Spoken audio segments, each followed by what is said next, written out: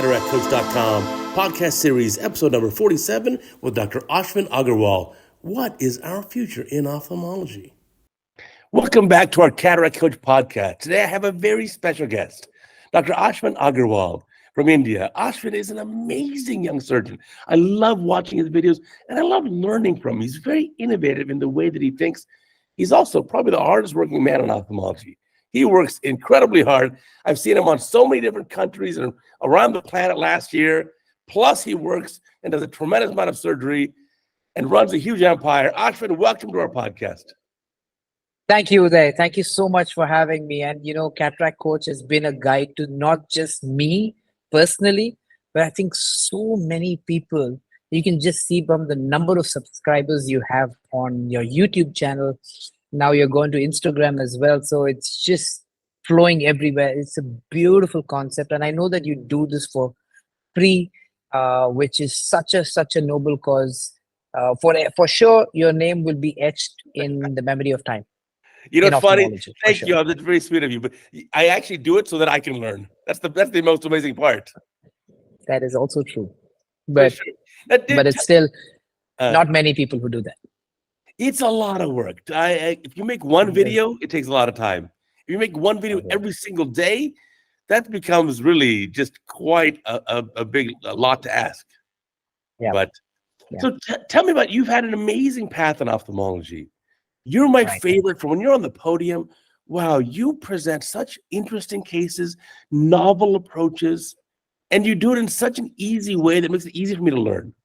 But you weren't always in ophthalmology. How did you get into ophthalmology? I know it runs in the family, but tell me about your path.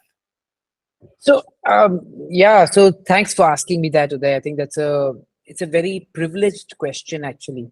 Why I say privileged is because I've been quite privileged in the way that my family's been in ophthalmology from my great grandfather's time. So probably fourth generation of ophthalmology in my system. And that being said, obviously the company perspective, we started about in the third generation, so that my grandfather started the company with his wife, my grandmother, and it's been flowing down two generations from there. That being said, why I say privileged is because a lot of people do not get the platform that I've probably had the fortune to be born in this family. And whatever comes and whatever goes, that is the baseline and the bottom line of it. To be honest, I've been lucky to be born in this family. I've been lucky to be born at an age where I saw only ophthalmology running around me at all times, on all dinner conversations.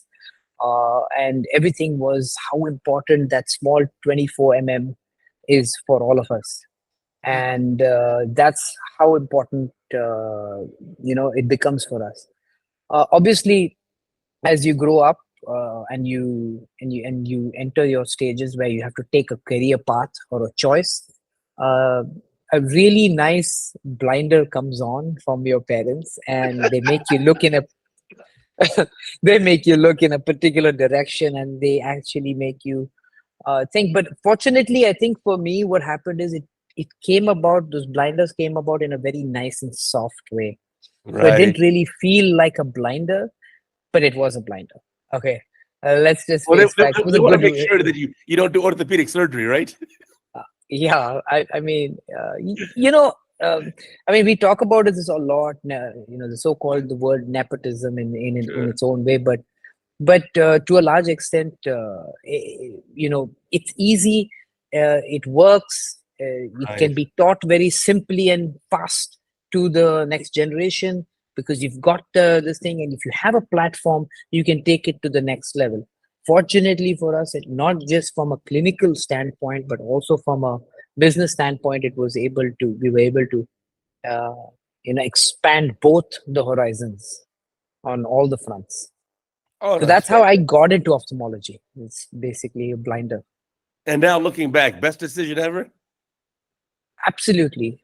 So to be honest, Uday, a lot of times we are actually posed with this thought process that we have to do what we love. We have to do what we believe in, and what we, But what I've started to realize a lot, and I tell a lot of the youngsters nowadays, don't go after what you love because you may not be good at it. Okay. Right. Don't go after what you believe in because you may not find your love after 5 years. Mm-hmm. But if you find something that you're really, really good at, just follow that. Right. Because that eventually your peers, there's no comparison to peer pat on the back. When a peer pats you on the back and says, hey, that's really nice, that's really nice. And that's, something which you just said in the beginning of this podcast Right. was, I really love what you say and how you say. And quite often I'm very humbled by that same terminology. But I just look at it from a new youngster. If I was 25, 28, getting into this field, what would I tell myself? I'd say, if I find something I'm really good at, I'd say do that and just keep doing that. Right. If you do it long enough, people will just see through it, and they will really cherish you for what choices you took at that point of time. It's a simple thought process which really has helped me, but No, I I think it hope makes a it ton of helps sense. somebody else. Oh, for sure. It makes a lot of sense. If you're very good at something, the interesting part is then you end up loving it. If you're so good at it, you love it. I'll give you a different connotation to that. It's actually people are looking for recognition. And Right. the only way to get recognition is actually if you're good at something. If you're good at something and you keep doing it, you will automatically get recognized by not just your peers, your patients, your customers, your investors. I don't know who's watching this podcast, but everybody will watch this and have that same feeling. If you have young kids, please, tell them that. Do something which you're really good at. Right. Well, my kids are smart because they don't ever listen to me. So that's why they're smart. And so I let them do their own thing. You guys, I trust their judgment. So, but I think you Right. make a very valid point. I mean, I love cataract. I mean, I'm cuckoo for cataract. Yep. And so for me to say, make a video every day, okay, I don't mind. Or I mean, Yeah. I watch 10 cataract videos a day. And so when you love something and you're good at it, the combination, you just do it all the time. You get better and better. You do it all the time. Yep. Right. It's like the analogy I give is that it's like that one kid in school who just loves basketball. Right. When he goes home, he plays basketball. On TV, what does he watch? He watches basketball. When he reads the newspaper, what does he read about? The basketball game. When he plays video games, what does he play? A basketball video game. When he talks to his friends, what he talks about? Basketball. So when it's so all encompassing, it sometimes seems like unidimensional, but you just get so involved, it becomes so in depth, you become amazing at it. So I agree with you. I mean, my passion too is obviously ophthalmology and cataract surgery, but when I'll tell you something interesting. When I was in residency, and in a U.S. residency, at the beginning, the first year or two, you're mostly in the clinic seeing patients. You're not doing much surgery. Right. Well, I was really bored. So I started taking the MBA business classes in the evenings. Right. Right. Because I just can't do this clinic. I will not be happy doing, clinic all day, every day, the rest of my life. And then somewhere in the middle of residency, I started doing surgery, and I was like, oh my gosh, this I love. This is what I have. I'm really, I just, whatever reason, I'm really good at it. Yep. So then Yep. I went from there. It went from there. Perfect. That's a really good journey. That journey it shows, clean, clear thought process, and it changes. It pivots. You pivot at different times. You suddenly find your calling, and then you follow that. Right. You're right about the pivoting too, right? Yeah, and that's an important thing too. Even during the course of the career, don't feel like you have to keep doing the same thing. Evolve it. Evolve with time. Evolve with what's happening around you. Evolve with what your passions could change, and don't just be overcommitted to something that was a passion 10 years back. It could change. You just go with the flow, and you have to be in flow state, as they call it, right? At most times. The state of flow. Absolutely. State of flow. So tell me about your deciding. Tell me about your path. So now how do you spend your typical week or your typical month? You work so hard. So I mean, I don't work that hard as much as you, Uday, let me be honest. And definitely not not even close to what my dad works. So there's no way that I can compare to all of you. But yeah, it's a pretty. My easy week would be I would do close to about 50 or 60 cases a minimum. I would say you could go a little bit above on a heavier day in a week, and I spend most of my morning hours during in the OR. I don't see clinic too much, but since I run also a big network of eye hospitals across India and Africa, I'm also committed to standardization and protocol creation for and governance of that piece of all the other network. Hmm. And that becomes a little larger part of my second half of the day, which is predominantly running around the clinical affairs for the group, whether it be the governance or whether it be product analyzation, or it be education of other doctors inside the group, or it be even research and development now has become a very big part where we're doing a lot of trials as well Hmm. across our group. We have about 10 sites, so all of them running different trials at different points of time. Um, so a lot of that amalgamation, drawing from inspiration, obviously from my dad, who's been doing this for a while, but I just helped institutionalize it so that it can become a more strategic affair, so that when we are not there, it still runs without any of us actually being there. Hopefully that Right. system will prevail at some point 5 7 years from now. It's been 6 years since we institutionalized a concept inside the company called as the clinical board, and the clinical board basically makes strategic decisions, not a day-to-day operational decision, but a strategic decision in terms of guidelines of what kind of protocols we should employ, what kind of conferences we should be organizing, what kind of events, webinars we should be doing, what are the research projects that we should take up, both internal as well as external. What is the kind of products that we should allow into the system. And there's a lot of that stuff that really happens on the clinical board side. And obviously you know about the conferences that I go for, and Sure. a lot of that conferences is, so one of the things which I think is important is to find a niche for yourself which you love, like you found niche for yourself in love for cataract surgery, right? When you present yourself, I can just see that you're just talking with, you don't even need to think when you're talking.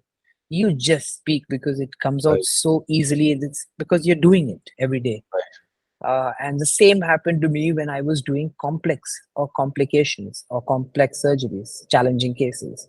So when those started to come in a lot, I started to find myself, I fell in love with that side of things and loved taking care of something which, initially, it's actually, this is a very important part. Initially I wanted to start taking care of my own complications. Obviously created some in the past, and I did not want to hand it over to somebody else and do a substandard work which I was seeing happen. And so I started to take those complications. I said, I will learn this from the ground up. So I went into retina for 6 8 months. I learned retinal surgery. I learned how to do a macular hole. I learned how to do a retinal detachment, and then learned basically how to deal with vitreous. Although I don't do retina, but I do deal with the vitreous a lot, even today. Sure. So that being said, then I learned corneal surgery. I learned DMAC. I learned DMAC from Frank Price. I did. We started off learning PDEC with Harminder Dua. Sure. From Rwanda, we came back. We started institutionalizing it. So that happened. So a lot of those combinations went into complications of cataract surgery. All these, what I'm talking about, are pretty much around the cataract surgery side, but they are complications of them. Now I'm, going into MIGS as well. So I love learning new things and adding to the repertoire.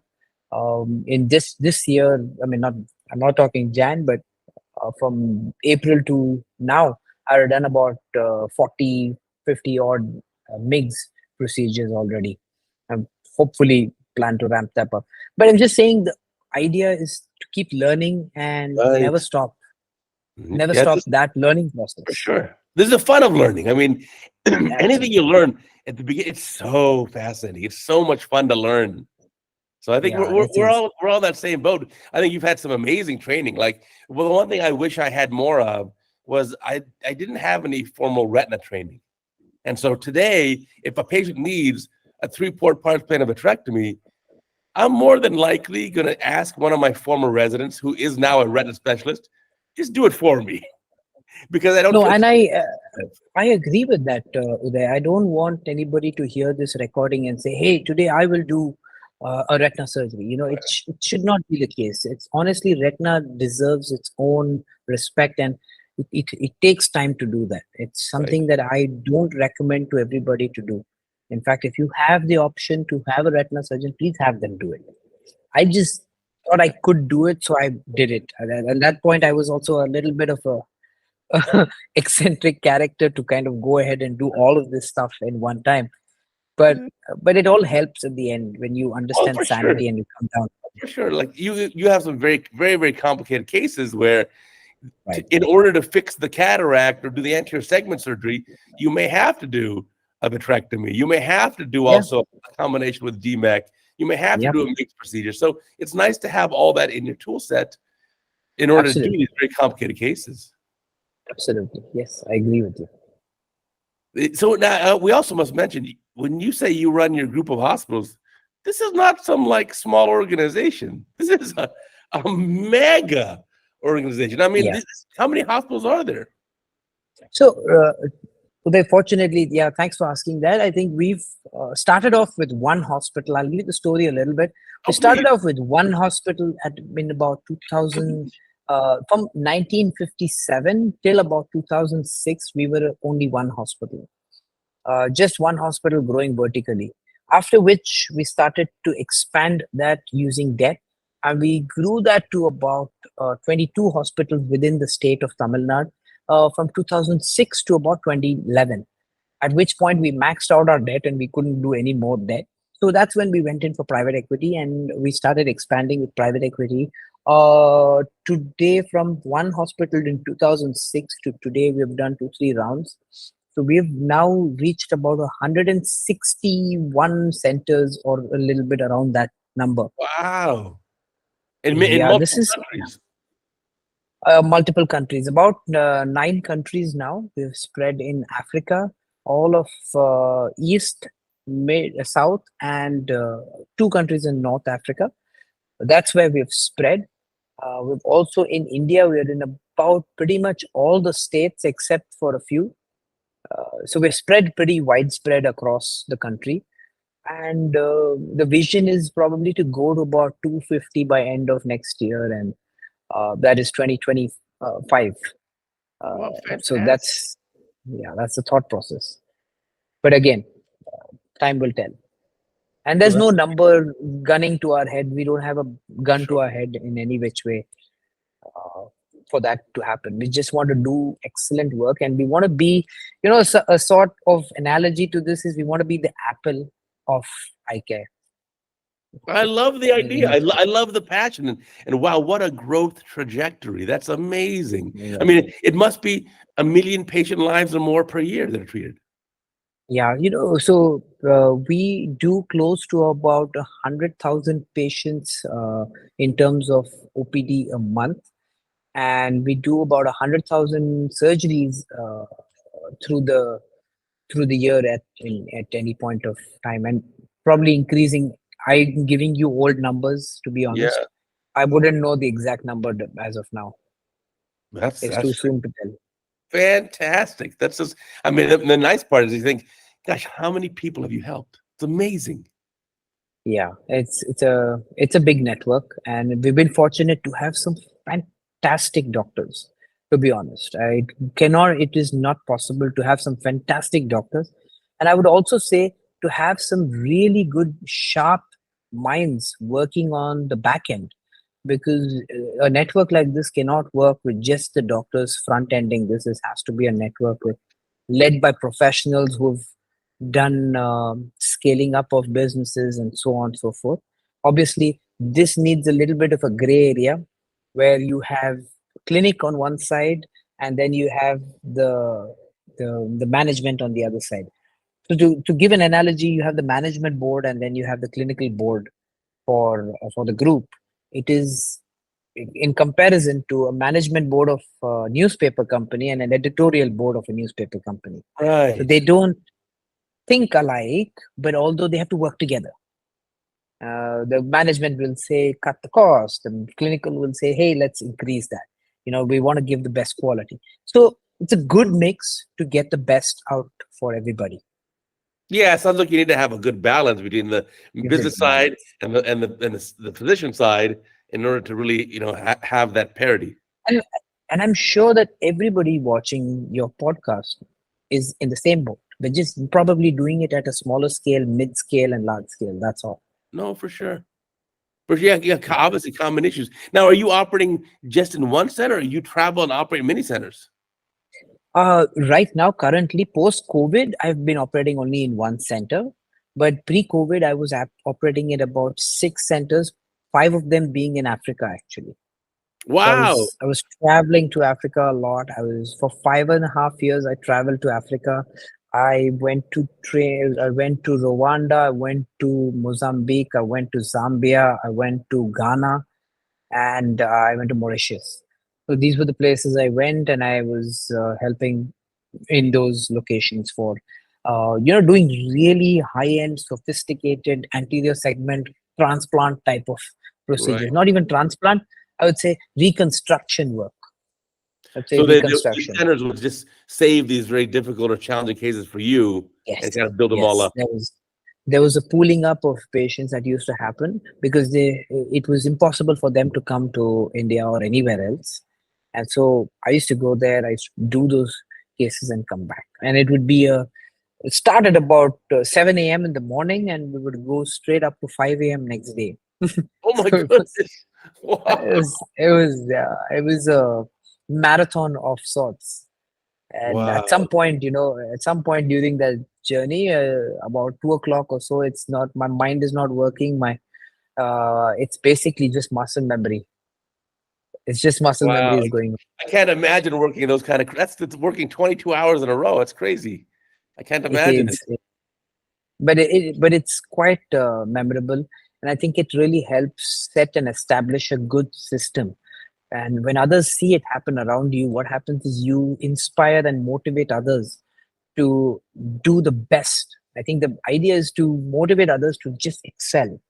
Forget the Right. results, forget everything else, just excel in what you're trying to do. That really helps this pattern flow. Now, when you're going to these countries and doing these very complicated anterior segment reconstructions, perhaps some Right. transplantation, are you taking the donor tissue with you? How does that work? Yeah, so actually, these countries did not have any donations available when I was operating. Only now one country is allowed it. Donations of any organ in Right. that country was banned, all of them. So we used to actually get the corneas from US, from Cornea Medical Foresight, and these people all helped at that point to send the corneas from there. And there were other countries like Sri Lanka, which used to send corneas out, which Mm. used to have surplus of corneas. But post COVID, it became a real big nightmare because of the COVID situation in the US. All the COVID eyes were not being transplanted, so their demand just blew out of proportions, and we didn't get anything in Africa. And then there was a whole wave of at least 12 months, close to 12 months, where there was no cornea work being done, at least substantial. There was Wow. substantial dip in that.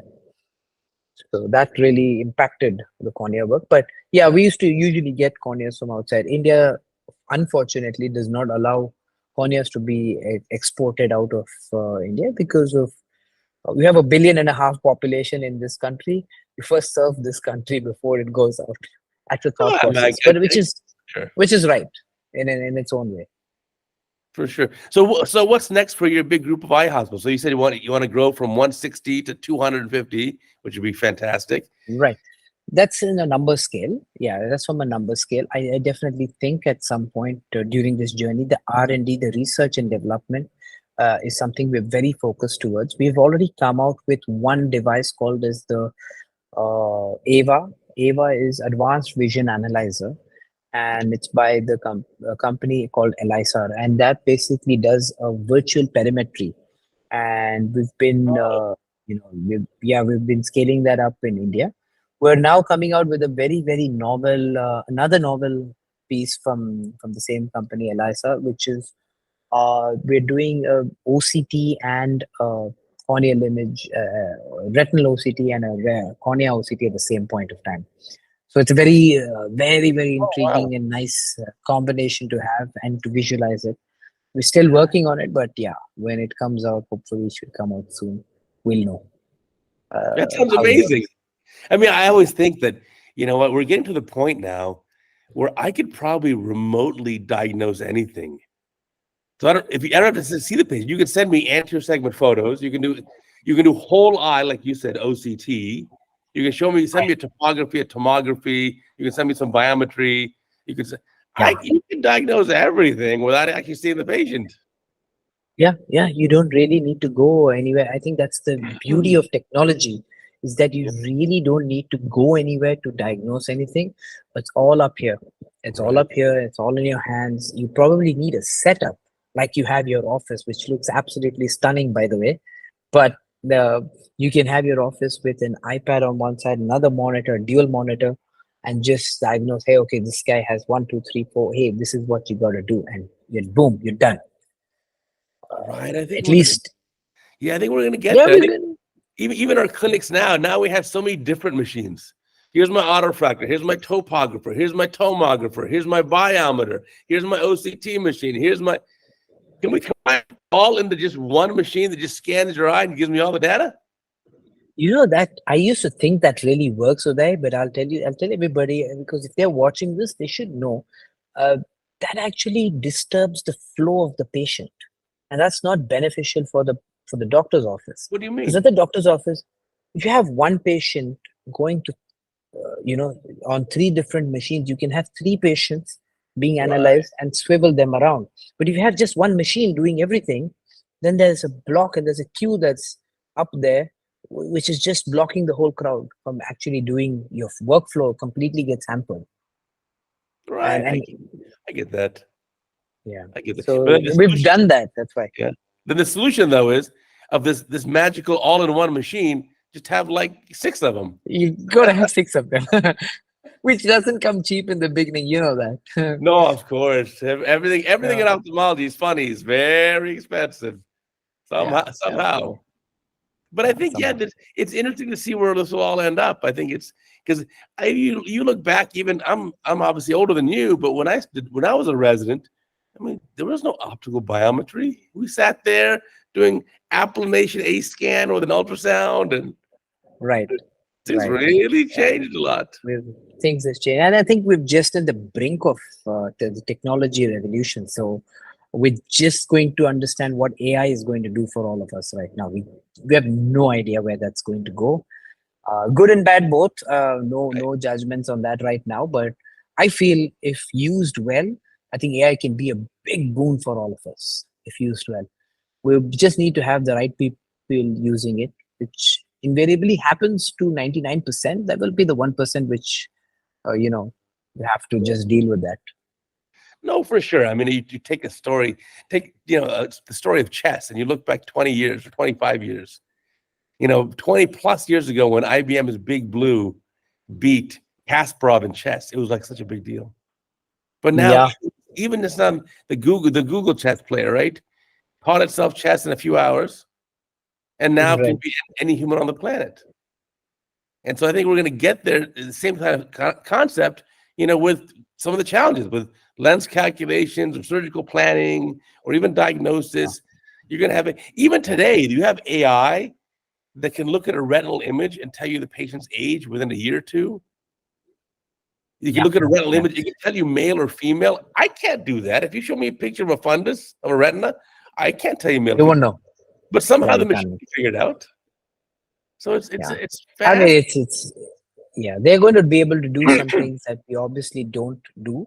But I do also believe there is a place for everybody. Like, I do not think that they'll be able to replicate surgery that well, especially when it reaches even one level of complexity. I think it does have its own limitations. When there is something off about the case, there'll be a limitation Yeah, in it. I think you're right. So You're there will be a 100%. place for everybody. Yeah. In terms of, I'm working with a company now that does basically automated robotic cataract surgery. It's still in Oh wow, development, very, very early. But you're right. The machine can do very well for a routine case. routine case. I agree, 100%. But an unusual case, at this point at least, it's a little more of a challenge. It's not a challenge, it's just time. It needs to learn for about 10 to 20 years what the challenges are, and it has to be taught that. And then, Right. it's a give and take. You keep giving it, then you take from it. You keep giving it, you take from it. And that's how I think AI usually functions. And if we do it any other way, or if we do it in a very fast manner, we will be ending up with some screw ups in that. So where do you think we're going to be in the future when your kids are ready to go into ophthalmology, not orthopedics, ophthalmology? When your kids are ready, where do you think we'll be with all this? Oh, for first up, I don't know if my kids are going to be in ophthalmology. It's completely their choice. I've Right. left it up to them. I've left it up to them. But to any youngster who's watching and is, there has to be technology, without which there is no way you can get into this field of healthcare anymore. Right. You've got to be technologically savvy. You've got to be technologically up there and learning technology just as much as you're learning ophthalmology. I might be scaring people up, but I think the Yeah. people who can actually do this are the ones who are going to excel in the future. They're Absolutely. the ones who are going to go ahead and make path-breaking, revolutionary changes that can benefit whole of mankind. That's really where I see this go. Yeah, no, for sure. You've got to embrace the change. You got to embrace the technology. You got to keep learning. You can't You keep have to doing keep it the old-fashioned way. You got to keep progressing. Yeah, your old-fashioned ways are mainly for your emotional side, where you work hard, you keep learning, you keep your opportunities open at all times. Those are virtues and characteristics that you can build up, but not the actual work that has to be done could change, right? You want to go Right. technology, you've got to be robust in surgery. You have to know what's happening around the world. You have to have knowledge coming in at some point or the other. Well, I think that's something you're really good at because you travel to so many different countries for meetings. I mean, and no joke, in 2023, I probably saw you in like 4 or 5 different countries. I could say the same to you. Yeah, but the but difference is, but you're young. You have to balance a family. Like my kids are grown up. They've left the house. yeah, They're their own adults. They don't even they live far from home. So it's easy for me. I have nothing but time. I think I take a leaf out of what you said today. I love learning from others. Right. Age is not a boundary, and age does not matter to me. I love seeing and visualizing what they're doing. If I can learn even 1% from one conference, I'm done. I don't need more. I think Right. that 1%, if I can come back and implement in for example, I saw somebody who I operated with recently, not recently, but 4 or 5 years back, and I learned a small technique of a Wong incision. Now I'm Right. using it all the time. I call up friends like you and like Inderpal Singh, and I say, "Hey, teach me MIGS." So he teaches me MIGS.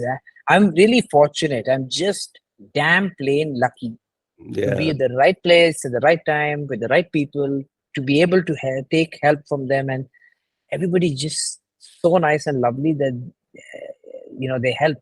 And when they help, it goes one step beyond, because they're not teaching you just the what the book or what YouTube will teach you, but they'll teach you the nuances of actually how to Right. get those cases, those tips and pearls which are there. So it's so each and every step of the way, it really benefits all of us if you're able to teach somebody else. And I was really lucky, to be honest. Yeah, that's one of my goals in Cataract Coach was to give away every secret, teach all the pearls whatever little things I picked up along the way, I'm going to teach the world. I'm going to get that out there. I'm not joking, Uday. You have left a mark in ophthalmology, which even today you don't understand what you're doing. To be honest, I No, don't I think don't. you I have do no idea. because no. So what's happening is a lot of people, even if they're not subscribing to your channel, they are watching it like a hawk. No, for sure. They are watching it like a hawk, and they want to know. Uh, Today, we didn't have any of this. Just think about when we were learning surgery. We learned it based on what just one mentor was teaching. That's Right, it. right, There right. is nobody else. Now you have luxury of saying, hey, one day I'll pick up my YouTube and see CataractCoach teach me. One day I will pick up and see what is Ashwin doing on World Webinar. I Yeah, will one day pick up the thread and say, what is Susan doing on that platform? sure, You sure, know, sure. I have so much luxury of content that's coming to me that I can use that content and start a base for myself. Once I Right. have given all my, I have a base ready. What are the concepts that I can believe in? What are the concepts that I can't believe in? And if somebody has good number of followers, that obviously means that person is doing something right in that space. No, for sure, for sure, for sure. I'm Yeah, like you. I watch probably an hour of surgical videos every day. I just right, I love to learn. I want to learn from everyone. So I subscribe to right, a ton right. of YouTube video channels, but yeah, you're right. I mean, if you look back, gosh, when I finished my residency in 2000, the only resource I had was the Godfather, Bobby Osher. I would borrow his VHS videotapes and would watch those from. But you're right; it was hard to learn from many people. It was I was so hard. surprised when I tell you when I was a resident and they're teaching me surgery. They're teaching only retrobulbar anesthesia. They're teaching only divide and conquer. And then I went to a lecture at the ASCRS when I was a resident, and I saw this professor talking about topical anesthesia and phaco chop, and I was like, "Oh my gosh, that was magic! I'd never seen this before." And so, yeah, I think you're right. We got to keep learning. We got to keep advancing it, and the nice part is now you It's can learn from amazing. everyone. Now, tell me more about your worldwide webinar. That's a fantastic project you've got started with Kana Brava. Yeah. This was COVID born actually. It was our COVID baby. It Yeah, was born at a time where there was suddenly a flurry of small webinars coming everywhere. And Sergio and me were on one webinar, and we just finished it, and we just continued that uh, call for a sure. little bit, and we said, you know what, so much content being put there and so many people willing to put this content out there, can we not get all of them to one place at one time to kind of uh, make the whole world see what's happening? Just we just probably need to tell people in a better way where to be and why to be there. So all we did was we actually just started a Zoom link, which me and my little team in Chennai did. He did it from Brazil, where he was helping in the spreading the word. And once that happened, I don't know how it went so fast, so quick that we didn't have enough. We took the Zoom platform, and the Zoom platform has this limit of, you can say, 1,000, 5,000, or 10,000, right? You can have number of viewers. So we Sure. took the 5,000 because we knew that many registrations were there.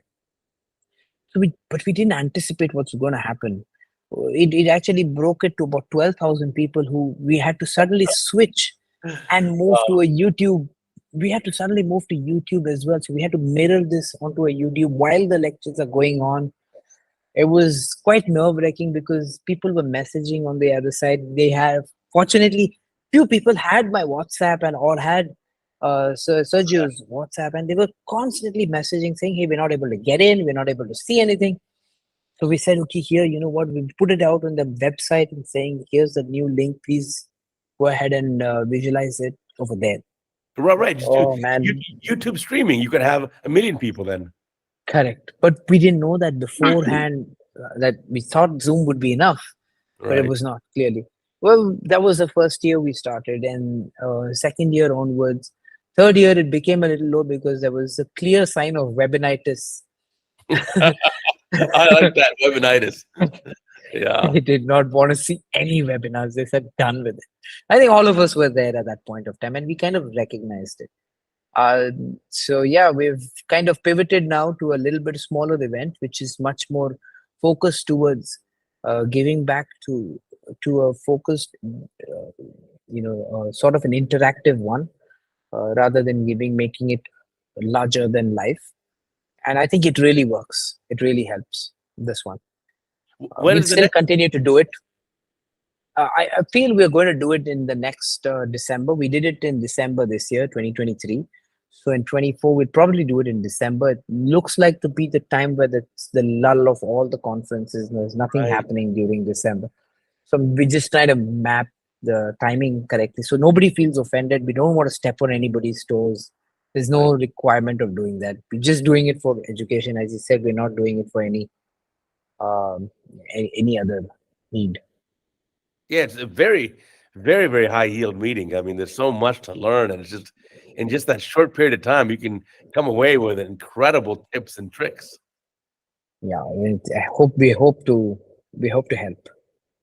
No, I think that's a fantastic project. Do you have any other neat projects you got and working on?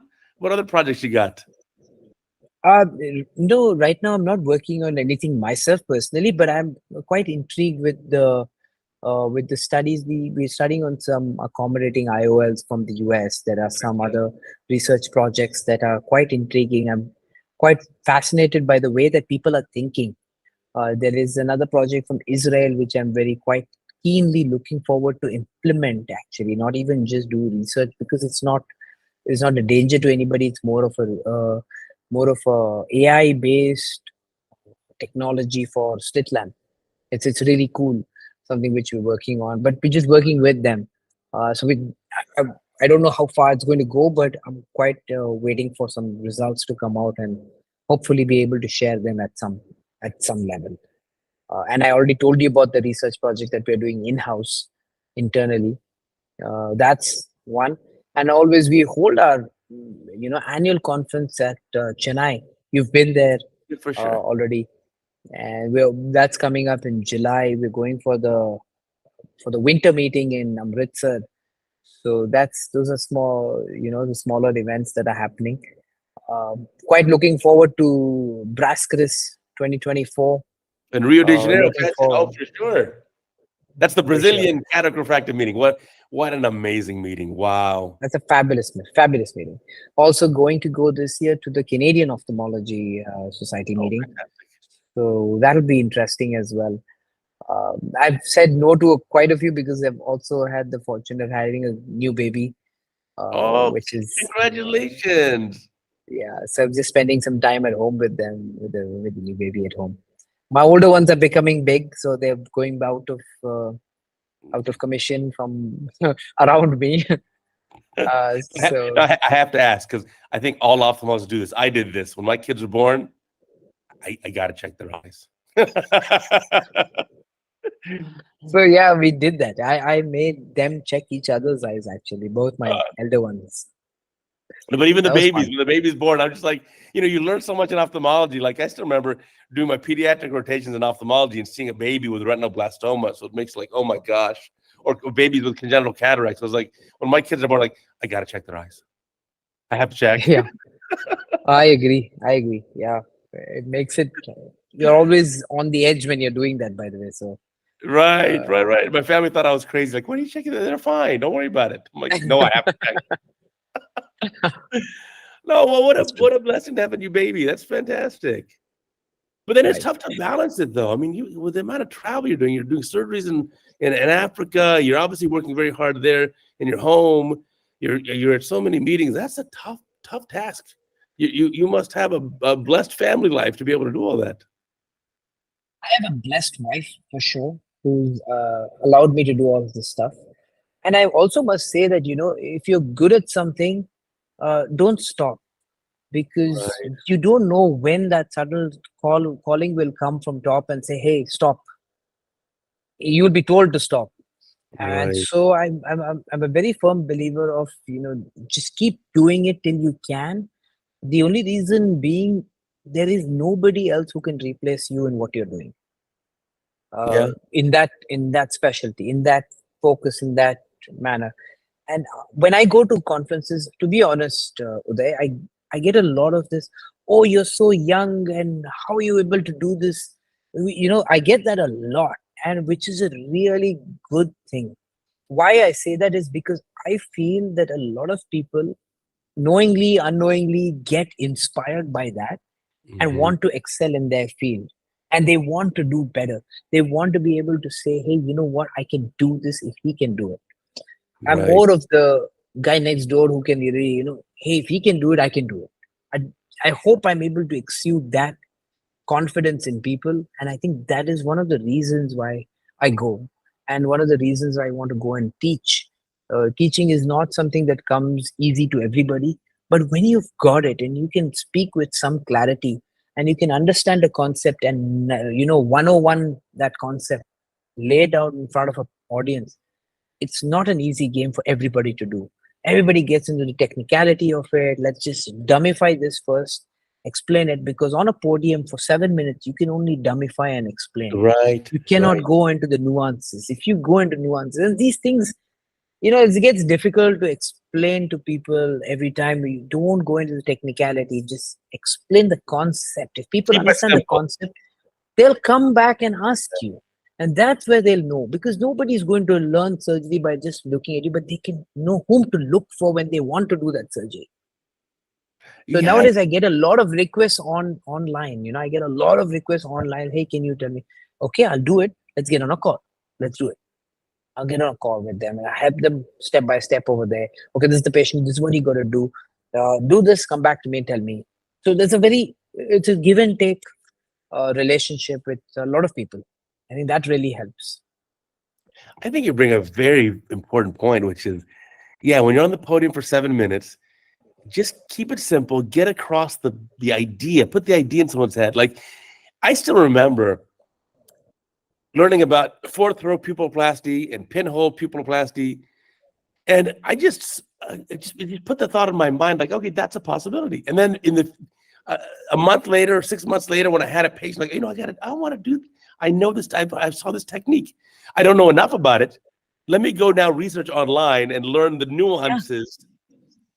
yeah. Uday, everybody wants to do whatever procedure you want to teach them. They want to do it their way. Of course. Never make it your procedure for them.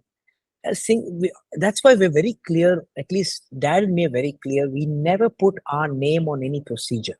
It doesn't matter to us. The Right. procedure will have the name of the or a Procedure. catchy line from something of the procedure. It should not have Agarwal's procedure. And people might say it, but we really don't even, I Yeah. mean, really don't care about it. It doesn't matter to us. What really matters is that procedure should stick, and that procedure should become, it should help somebody, right? It should help somebody in actually implementing in their field, in their ORs. How can they actually do it? Right. Obviously, some procedures are much tougher, so they don't do it. Like, for example, if I teach somebody, and it's not even tougher, it's probably tougher to get the instruments and the things. For example, glutathione is done rampantly in India. Sure. And I know this from a statistical standpoint, okay, but it's not done at all, or maybe very negligible numbers in the US. And what I found, the difference is not that the procedure, it's simple. People don't want to open a vitrectomy pack, and they do not want to buy the tissel glue. These are the two reasons why they don't want to do it. Right. Simple, Right. simple. Why are we doing Yamane? Because there's no vitrectomy. You can just put needles and take it out. You know, it's just the thought process. But I And mean, here you can do it. in the US, though, I mean, some of the expenses are crazy. Like, Yeah, if I I tell you, agree with it. in my surgery center, trypan blue dye costs $66 for one patient. Yeah, see, so there is no way, there's Uh, no way to point a finger and say why you're not doing it. Why? So I like to tell people, do what comes best to you. If right. that means logistical, that means skill set, that your own skill set, Take that means everything. your Yeah, for sure. consumable. Yeah, put your consumables. What comes Right. best to you? It's just not about what you feel, it's about what you're also getting around you. Even the knowledge. If you don't have somebody around you who's doing glue dial, how will you be able to execute that at a high scale? And that's simply how I look at Well, I'll tell you, I'm still in favor of glued IOL. I've seen many patients it. now with if the sometimes the Yamane is done and the surgeons are leaving the flanges just under the conjunctiva and they just erode through. You have to get those flanges within the sclera. The beauty of glued IOL is the haptic It's always tucked in. is 100% within the sclera. There's zero chance of erosion or perforating through the conjunctiva. Nothing, no issue. Yeah. So the way I look at, and the analogy I'll give for this is, glue dial is tougher to do, but is easier to manage in the long run. Sure. Yamane is easier to do, but tougher to manage in the long run. Right. And it causes a tilt. It has those erosions. So things like that. But glue dial on the other side is tougher to do. You have to make a flap. You have to open the conjunctiva. You have to do a sclerotomy. You have to do anterior vitrectomy. So obviously it's tougher to do. There's no doubt about it. And I'm not going to be someone who's going to defend the ease or difficulty of doing something. Right, no, for sure. But I think long-term results, you'll end up having a much nicer result. For sure. We've got enough and more studies on that front that have proven the tilt and just the simple tilt and the flanges and the number of times you have to explant and a Yamane is just insane. And I've not had to explant probably had to explant just 2 glue dials in the past maybe 8 years. I've not done any explant. All of them have. You're very stable. Once it's done, it's through. Yeah, no, for sure. That's my experience as well. Some dislodges. Yeah, you might have some dislodges once in a while, but that's probably once in 4 years, once in 3 years. Yeah. Where do you think we're going with the future of ophthalmology? What are we going to get? Let's say the future of cataract surgery. You said that you're obviously doing some projects with some accommodating IOLs. Hopefully, we'll get that. What else do you think is coming down the road for us? I know for a fact that people are working a lot on the AI front from a clinician standpoint, future of ophthalmology side. From a clinician standpoint, I do not see all of us clinicians doing a lot of clinical work, even in the next 5, maybe 7 years. I feel it'll suddenly see a big plummet because you're going to have devices that are going to be helping you in diagnosing. Oh, sure. You don't really need to sit behind a slit lamp and actually diagnose it. Your AI system can actually do a lot of it for you. You only need to confirm it, probably, and that also will eventually go away. That is number one. You still are going to definitely need surgery. So surgeons are going to be around for a long time. I do believe that personally, because you can train a robot how to pick up an airport from a particular location, but let's say this airport is moving around. Tougher. It's going to be very, very tough.